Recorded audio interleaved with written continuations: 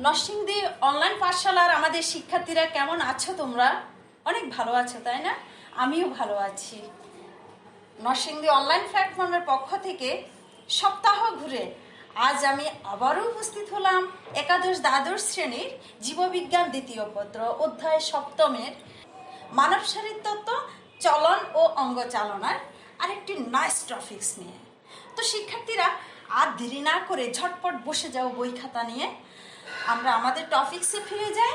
আমরা গত ক্লাসে অস্থি এবং তরুণাস্থি নিয়ে আলোচনা করেছিলাম। অস্থি পড়ানোর সময় অনেকগুলো অস্থি সম্পর্কে কথা ছিল। তো একটা অস্থি এখানে আছে, মনে করো এখানে আরেকটা অস্থি আছে, দুটো অস্থি একটা জায়গায় সংযুক্ত হয়েছে। তাহলে দুটো আলাদা অস্থির সংযোগ স্থল যেটা, তাকে কি বলবো? অস্থি সন্ধি। তাহলে শিক্ষার্থীরা আমাদের আজকের পড়ার বিষয় কি? অস্থি সন্ধি। অস্থি সন্ধির তিনটি শিখন ফল নিয়ে আমরা আজকে আলোচনা করব। প্রথমে সংজ্ঞা, এরপরে তার গঠন চিত্র আঁকবো, সর্বশেষ প্রকার ভেদ আঁকবো। তো আমরা শুরু করে দিই। অস্থি সন্ধি কাকে বলবো? শুরুতেই বলেছিলাম দুটো অস্থি, এই একটা অস্থি আর একটা অস্থি, দুটো অস্থির সংযোগ স্থলকে বলা হয়, যেখানে একত্রিত হয় সে একত্রিত হওয়ার জায়গাটাকে বলা হবে অস্থি সন্ধি। ঠিক আছে, তাহলে আমরা অস্থি সন্ধির সংজ্ঞাটা নিজেরা লিখে ফেলি। দুটো অস্থির সংযোগ স্থলকে বলা হবে অস্থি সন্ধি। তো অস্থি সন্ধি কেন হয়? অস্থি সন্ধি না থাকলে কি হতো? দেখো, এই অস্থিগুলো আমাদের বডিতে মাথা থেকে পা পর্যন্ত অনেকগুলো হাড় আছে। সে হাড়গুলো একটার সাথে একটা যুক্ত হয়ে একটা কাঠামো তৈরি করেছে।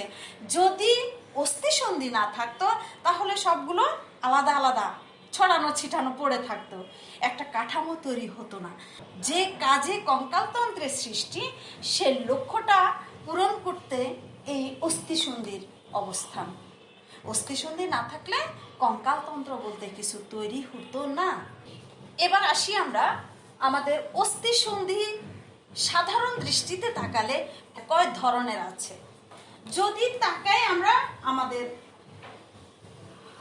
সাধারণ নলেজ থেকে দেখি যে অচল অস্থি সন্ধি এবং সচল অস্থি সন্ধি।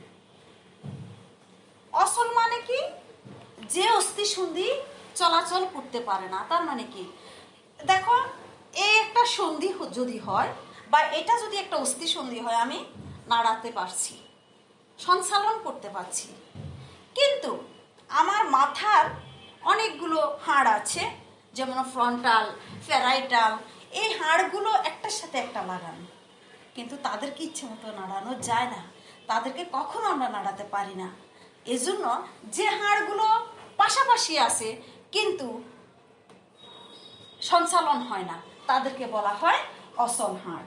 যেমন আমাদের মাথার খুলির হাড়টা, এখানে যতগুলো হাড় আছে এরা হলো সবই অচল অস্থি সন্ধি। আমাদের মাথায় যে খুলি আছে, খুলির হাড়গুলো তারা যে সন্ধির মাধ্যমে সংযুক্ত থাকে, সম্পৃক্ত থাকে, তারা অচল সন্ধি। আর সচল সন্ধি কি? আমরা প্রতিদিনই আমাদের এই জয়েন্ট স্পেসগুলো নাড়াচ্ছি, তাই এখানকার যে হাড়গুলো আছে, এই হাড়, বাহুর হাড়টা, এই হাড়টা একটা সন্ধি দিয়ে সম্পৃক্ত, সেটা সচল, আমরা নাড়াচাড়া করতে পারি। তাহলে যারা নাড়াচাড়া করা যায় তারা হলো সচল অস্থি সন্ধি। উদাহরণ হিসাবে কি দেব? আমাদের কবজি, আমাদের এলবো জয়েন্ট, শোল্ডার, এই জয়েন্টগুলো হলো সচল অস্থি সন্ধি। এরপরে আসি, সচল অস্থি সন্ধিকে আরো দুটো ভাগে ভাগ করা হয়। দ্রুত সচল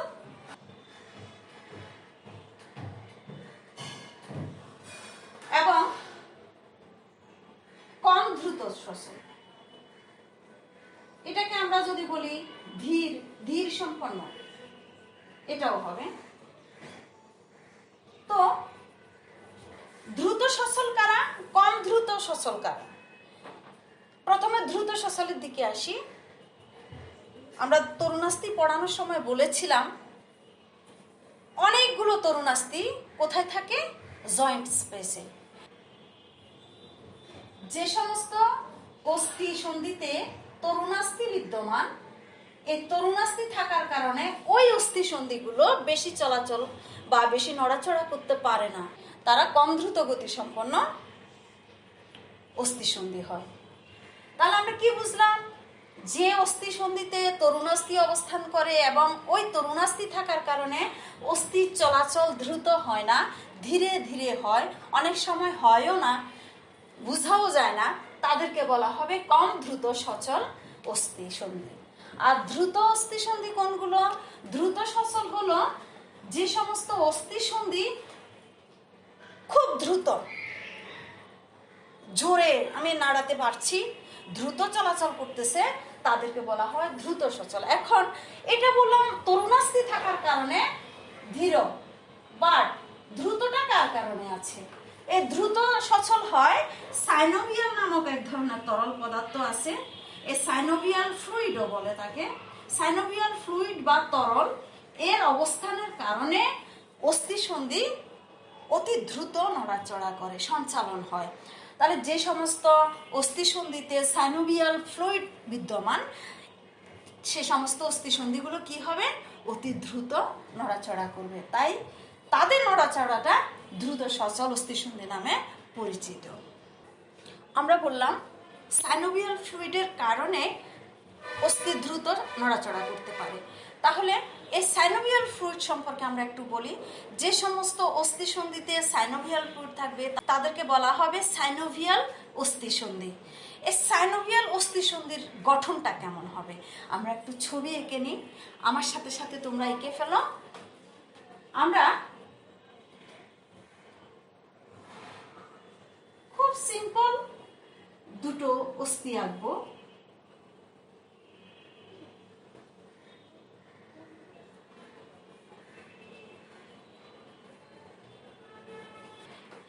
এই হলো আমার একটা অস্থি সন্ধি অঙ্কন। এখানে কি কি আছে সে বিষয়গুলো আগে দেখো। প্রথমে যদি দেখি, এটা হলো নিরেট অস্থি। অস্থির দুটো অংশ বলেছিলাম, মনে আছে? নিরেট অস্থি, এটা হলো স্পঞ্জি অস্থি,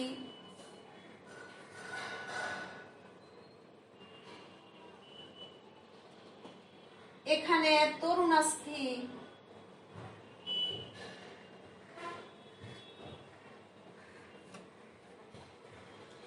এটা এই খালি জায়গাটা হলো অস্থি মজ্জা,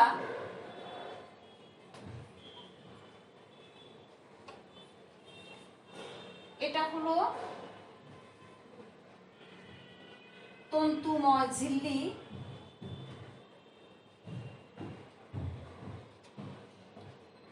এটা হলো সাইনোভিয়াল ঝিল্লি,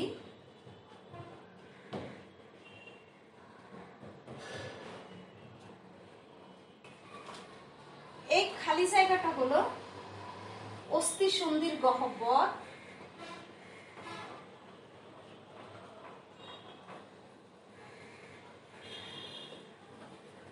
আর অস্থি সন্ধির গহ্বরে কি থাকে?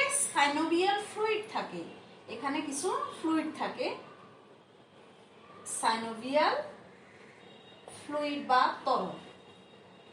এই গহ্বরটা সাইনোভিয়াল তরল দিয়ে ভর্তি থাকে। আর এই যে দেখছো এগুলো হলো লিগামেন্ট। আমরা লিগামেন্টের সংজ্ঞা দিয়েছিলাম একটি ক্লাসে। কাকে বলে লিগামেন্ট? যে তন্তুময় রজ্জু একটি বোনের সাথে আরেকটি বোনের সংযুক্তি ঘটায় তাকে বলা হবে লিগামেন্ট। এটি কিসের ছবি আঁকলাম? একটি সাইনোভিয়াল, তোমরা সবসময় চিত্রের নাম দিবে, সাইনোভিয়াল একটি চিত্র। শিক্ষার্থীরা তোমরা এই ছবিটা খাতায় এঁকে ফেলো। এর পরপরই আমি এই ছবির আলোকে কি দিব? সাইনোভিয়াল ফ্লুইডের বৈশিষ্ট্য দেব বা সাইনোভিয়াল ফ্লুইড সম্পন্ন অস্থিসন্ধির বৈশিষ্ট্য দেব। খুব দ্রুত এঁকে পেলাম। এখন আমরা এই ছবির আলোকে সাইনোভিয়াল সন্ধির বৈশিষ্ট্য লিখব। প্রথম বৈশিষ্ট্যটা কি? দেখো, এর একটি আবরণ আছে। আমরা আবরণের নাম কি বলেছিলাম? প্রত্যেকটা অংশেরই একটা একটা আবরণ থাকে। সেই আবরণটা হলো ক্যাপসুল বা সাইনোভিয়াল সন্ধির আবরণী।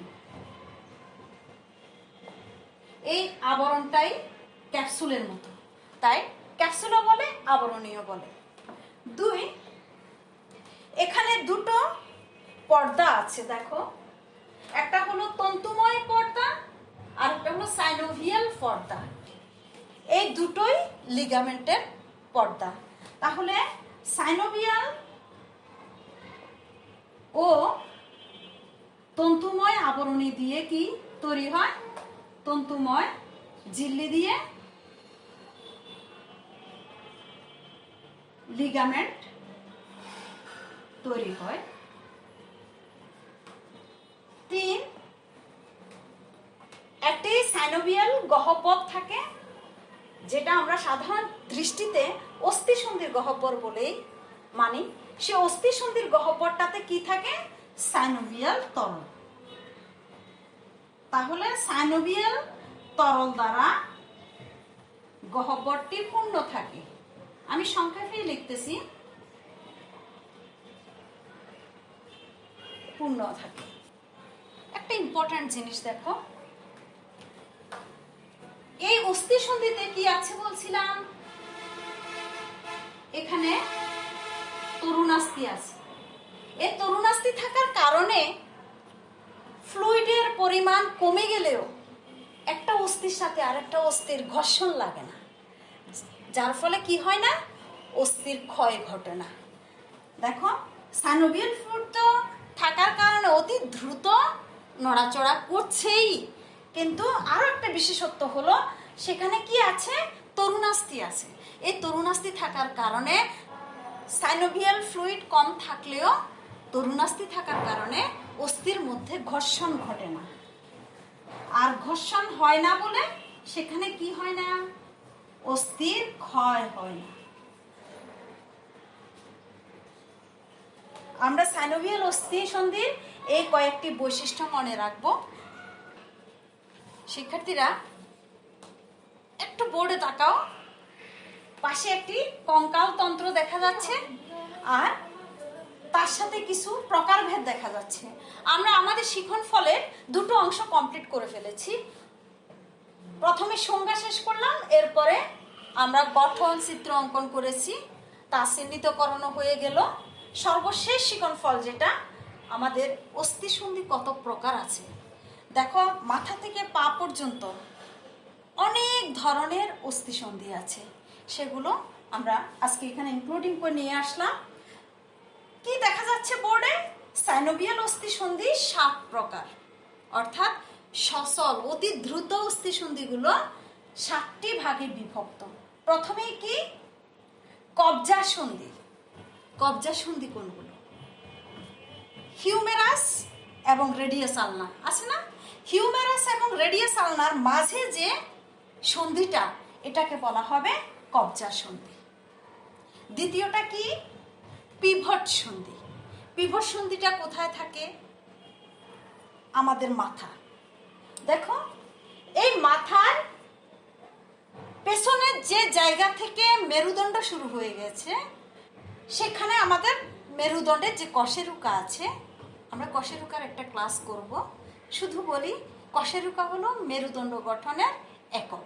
সেই মেরুদণ্ডের কশেরুকা, প্রথম কশেরুকা যেটা আমরা অ্যাটলাস কশেরুকা বলি, সে অ্যাটলাস কশেরুকার উপরে পুরো মাথাটা, করটিটা দাঁড়িয়ে থাকে এবং এদিক সেদিক নাড়াচাড়া করে। এই মাথা এবং মেরুদণ্ডের সংযোগস্থলে যে সন্ধিটা আছে তাকে বলা হবে পিভট সন্ধি।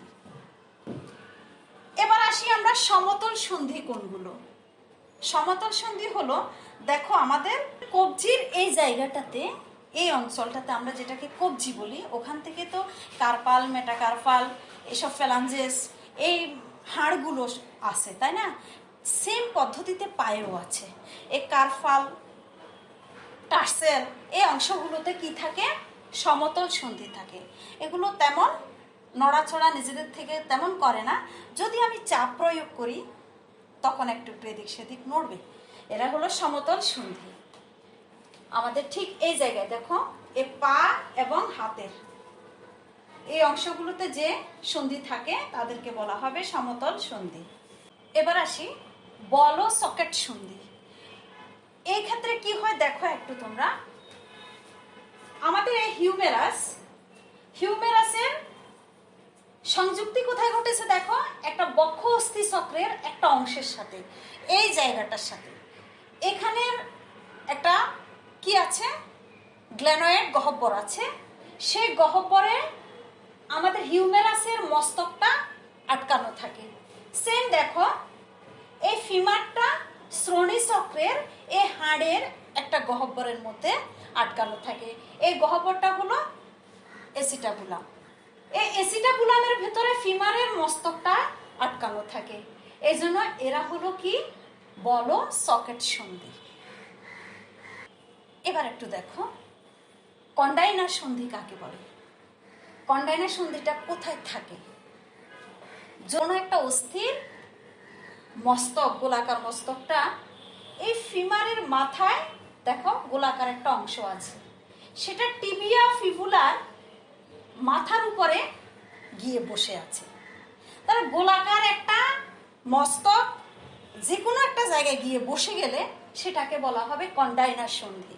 তাহলে উদাহরণস্বরূপ আমরা বলতে পারি আমাদের ফিমারের গোলাকার মস্তক এবং টিবিয়া ফিবুলার অগ্রভাগে যে সন্ধি সেটাই হলো কন্ডাইনার সন্ধি।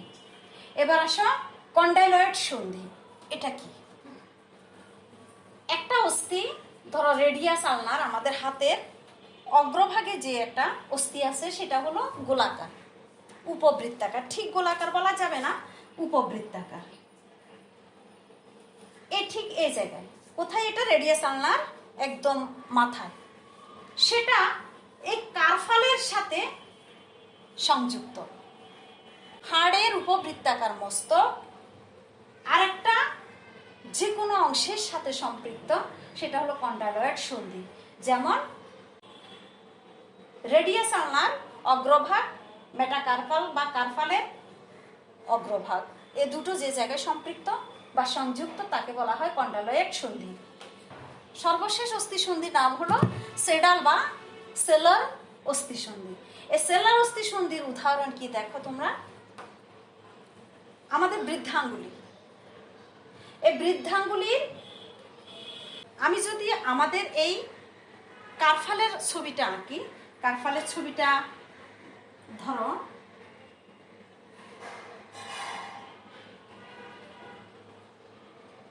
এই দুটো হাড়, একটা হলো কার্পালের আর একটা হলো কার্পাল এবং মেটাকার্পাল। এই বৃদ্ধাঙ্গুলির যদি হাড়ের কথা বলি, দেখো একদিকে উত্তল আর একদিকে অবতল। এই অবতলের সাথে যদি উত্তল এসে সংযুক্ত হয়, এটা যদি সংযুক্ত হয় তখন সেটাকে বলা হবে স্যাডল বা সেলার সন্ধি। বৃদ্ধাঙ্গুলির মেটাকার্পাল এবং কার্পালের মধ্যে যে অস্থি সন্ধি আছে তাকে বলা হবে কি? স্যাডল বা সেলার অস্থি সন্ধি। এখন একবার বলো তো দেখি, সাইনোভিয়াল অস্থি সন্ধি কত প্রকার? 7 প্রকার। কি কি? কবজি সন্ধি, পিভট সন্ধি, সমতল সন্ধি, বল ও সকেট সন্ধি, কন্ডাইনার সন্ধি, কন্ডাইলয়েড সন্ধি, স্যাডল বা সেলার সন্ধি। পারবে তো উদাহরণ সহ লিখতে? পারার কথা। শিক্ষার্থীরা, তোমাদেরকে একটা প্রশ্ন করি, অস্থি কত প্রকার বলো তো? অস্থি অনেক প্রকার। অস্থির সন্ধি কত প্রকার? তাও বিভিন্ন প্রকার আছে। প্রকারভেদে আমরা দুটো পড়েছি।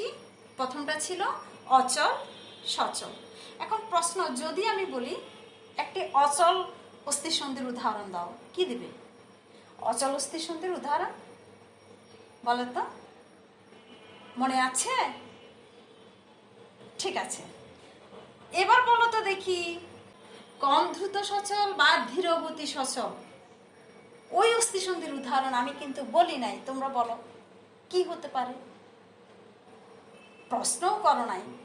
দেখো, প্রশ্ন না করলে তো জানতেও পারবে না, প্রশ্ন করবে। প্রশ্ন করতে হলে পড়তে হবে, পড়তে হলে মনোযোগী হতে হবে। তোমাদের প্রশ্ন করেছিলাম একটি কম ধীর সচল অস্থিসন্ধির উদাহরণ দাও, পারোনি।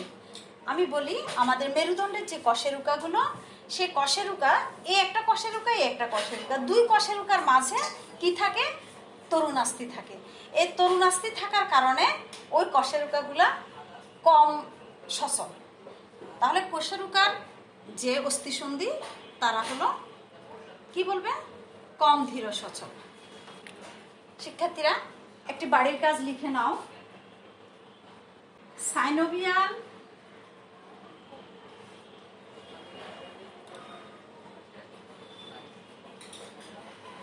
অস্থিসন্ধির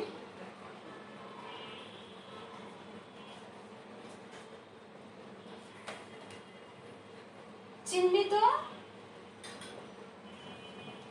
চিত্র অঙ্কন করো।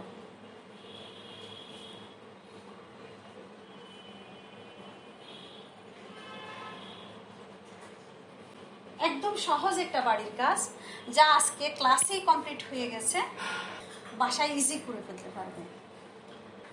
সাইনোভিয়াল অস্থিসন্ধি চিহ্নিত চিত্র অঙ্কন করো। লিখে নিয়েছো তো শিক্ষার্থীরা? একদম সহজ একটা বাড়ির কাজ, আমরা ক্লাসেও কমপ্লিট করেছি। আবার একটু যদি বাড়িতে করি, আমাদের এই বিষয়ে আর কোনো কমপ্লেক্সিটি থাকবে না। শিক্ষার্থী বন্ধুরা, আমরা আমাদের আজকের ক্লাসের সর্বশেষ পর্যায়ে চলে এসেছি। শিক্ষিত হও প্রকৃত মানবিকতায়, অগ্রসর হও অসহায় মানুষের সহযোগিতায়। সবাই ভালো থেকো, সুস্থ থেকো, নিরাপদে থেকো। অনেক অনেক ধন্যবাদ তোমাদের।